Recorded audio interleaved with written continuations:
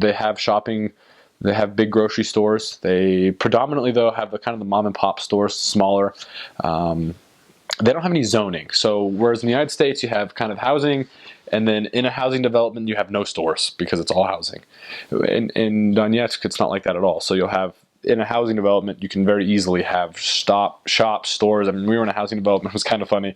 There was a huge club, a huge nightclub right across. We're on the first floor, and right across the street from where we were staying was this huge nightclub. And we're like, what are the odds? They put the missionaries right across the street from the nightclub. So that was pretty interesting. We were always in bed before it started getting crazy, so that was nice. But yeah, so as far as shopping and the kind of the daily, day-to-day things, you take a bus. If you want to get anywhere, you take a bus. A lot of people have cars. The vast majority don't. So the vast majority of the people walk or take public transport. And the public transport system is very robust. You can get essentially anywhere on a bus or a little train, I guess. Tramvai, they called them in Russian.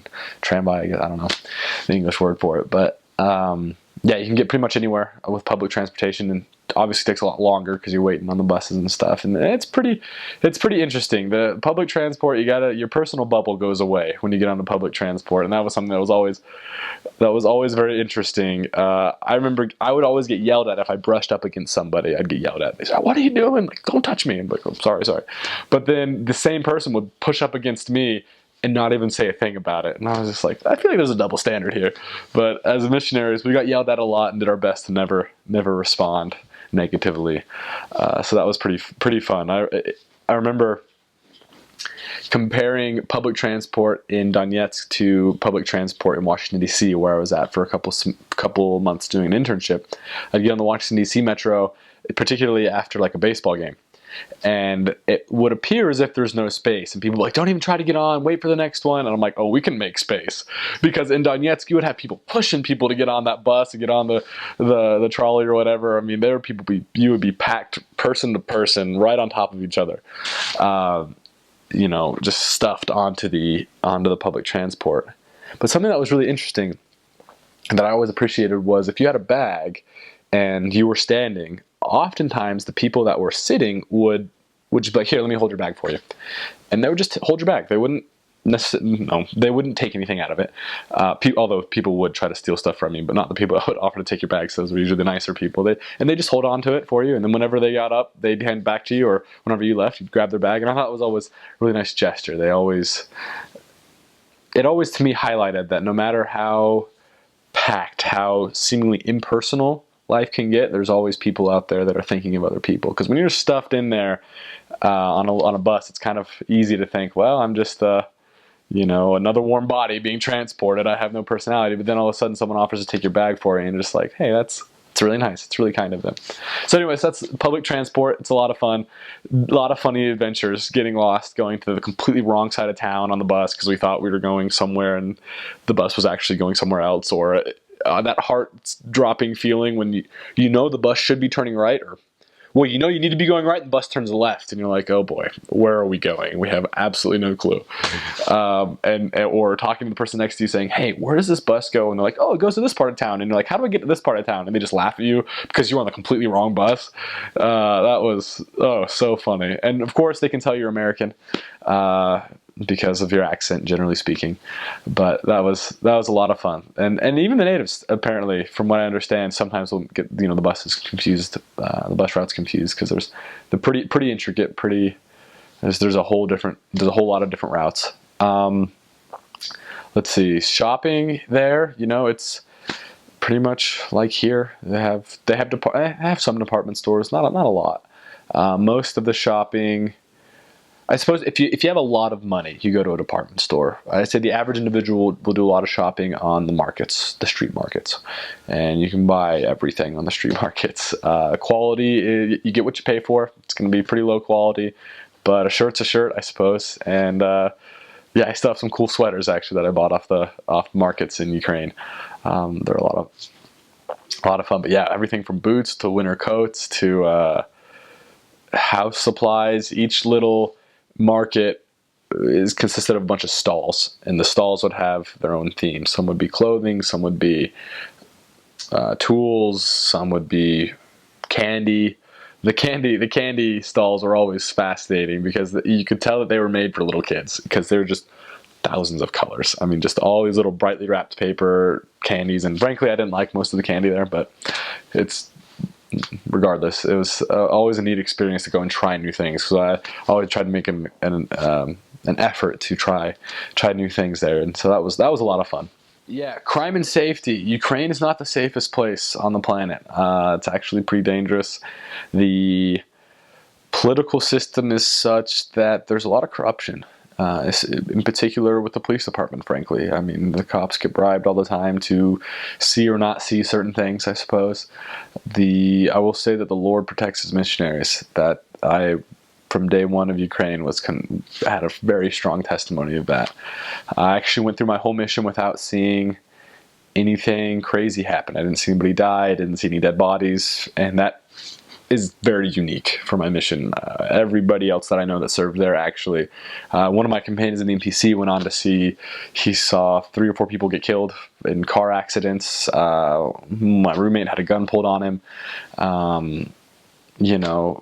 Just all sorts of things. I mean, really, death is much more in your face in Ukraine. I mean, it just happens. It's not. It's almost callous to say, but it's just there. Homeless people would freeze to death if they didn't find somewhere to sleep at night during the winters sometimes, and people would find their bodies and take them somewhere. But yeah, it's definitely pretty dangerous. Can be a very dangerous place. There's, in particular, obeying the mission rules of staying in well-lit areas, not being out after 9 was very helpful because 9 o'clock is pretty early by most people's standards, and you would be safe. If you're in your apartment by 9, if you stayed in well-lit areas, as long as you weren't going into back streets, as long as you weren't being foolish with your actions, then you'd be safe. And so yeah, but generally speaking, yeah, it's pretty dangerous area. People get robbed all the time. Weather, I mean, it's humid. It's humid in Donetsk. So during the winter, it was a humid cold. The coldest it got the second winter I was there was negative 27 Celsius. So that's not including the wind chill. So when the wind would kick up, and whenever you'd be on a street with like tall buildings, the wind would just kind of tunnel through, and it was humid, and so it was kind of that penetrating cold, And it was freezing. It was so cold. I joke about it, but really the fire of the testimony is what keeps you going, because you sit there, especially after you've been rejected, trying to contact somebody, and you think, why on earth am I here? Like, I am freezing. People don't like me. My Russian's terrible. I'm tired. Like, all these reasons, and you're like, why am I? Because the church is true. Because this is what Heavenly Father wants me to do. And so, yeah, I really to this day think the fire of your testimony is what keeps you warm on those winters, because it gets cold.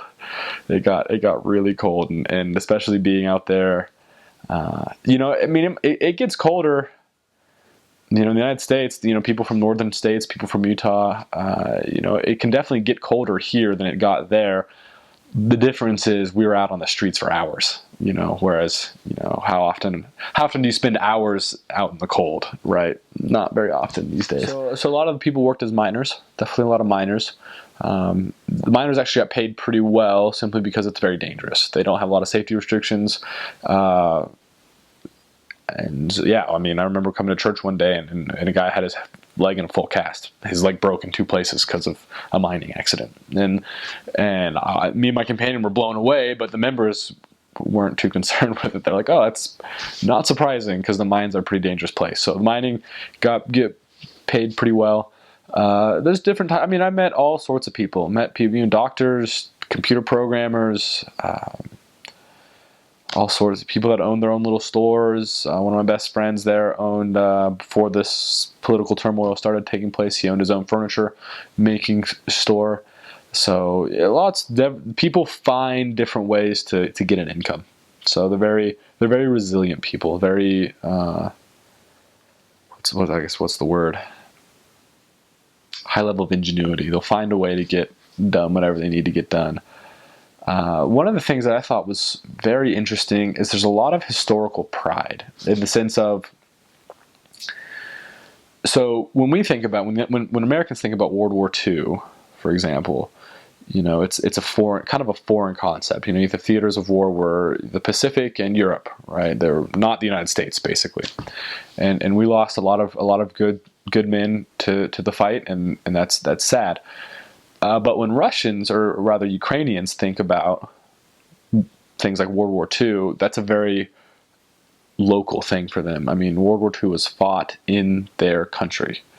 So you see monuments all over the place where the battle of such and such was fought here. We lost X thousands of soldiers. The battle here of such and such was fought over here, and here's a monument to the brave soldiers who died fighting this battle. Or the Germans came through and just killed a whole bunch of civilians. So here's a monument, in memorial to these fallen people. And I mean, the Soviet Union lost millions of soldiers, which is, in comparison to how many we lost, our numbers pale, I suppose, in comparison. And whatever sentiments may be, the fact of the matter remains that the Ukrainians, the Russians, Soviet Union, members of the Soviet Union, they lost a lot during that war. The members of the Soviet Union, those countries, they lost a lot of, they suffered a lot going through that. So you can still see that in the day-to-day life. The very resilient people, very, very hardened people. They have monuments all over the place that are a big part of their daily life. That you'll have, just random monuments all over the place that represent the struggles and the trials that these people went through in the past. And in order to understand who they are, you have to understand their past. They're culturally, they're historically rich people. The United States, a few hundred years old. Ukraine, thousands of years old. And they have that deep culture and deep history to back it. And it's very, very interesting.